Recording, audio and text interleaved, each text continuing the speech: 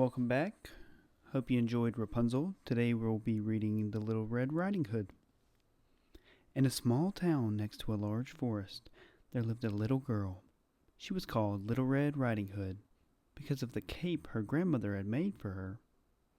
One day, Red Riding Hood's mother said, "Grandmother is sick. Take her this basket of fresh goodies. Just be sure that you stay on the path." Little Red Riding Hood soon forgot her mother's warning. She wandered off the path and immediately met a wolf. "Where are you going, little girl?" asked the wolf. "What do you have in the basket?" "I am going to visit my grandmother, who lives in the house with the red door," answered the girl. "She is sick, and I am taking her a basket of treats." "Tell me, do you have any fresh strawberries in your basket?" asked the wolf.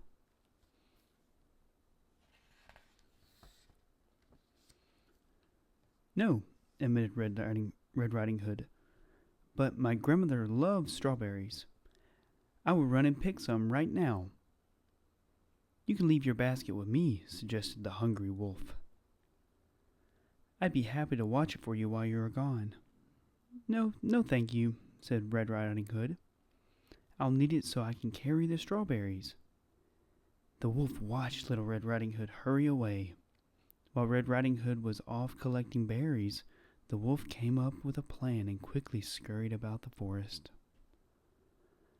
"I see that you do not have flowers for your grandmother," the wolf said when Red Riding Hood returned. "I have just picked this bouquet for my own grandmother. I suggest you pick one too." Little Red Riding Hood thought that was a good idea, but as she began her search for flowers, she was too distracted to notice the wolf run off in the direction of her grandmother's little house.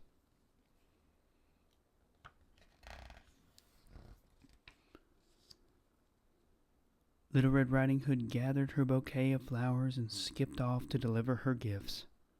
At the same time, the wolf sneaked into grandmother's house. He frightened her so greatly that she ran right out of the front door. Then the wolf dressed in one of grandmother's nightgowns.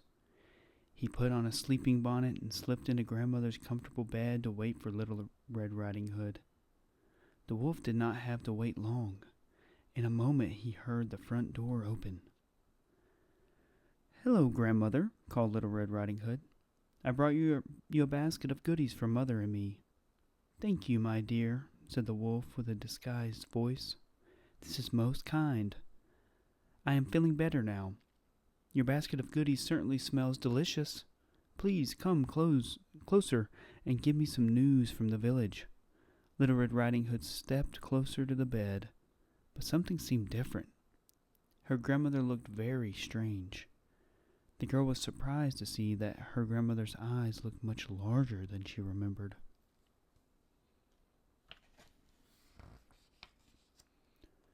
"Why, grandmother," said Little Red Riding Hood, "what big eyes you have."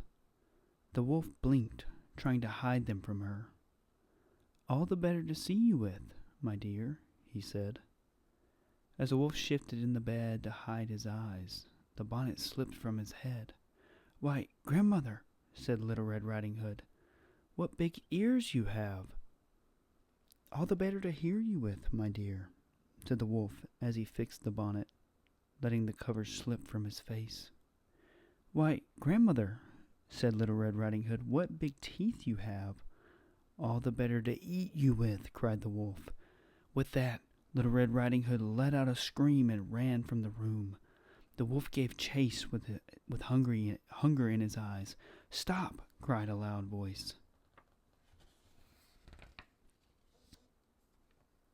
Little Red Riding Hood looked up to see a woodcutter holding his axe in the air.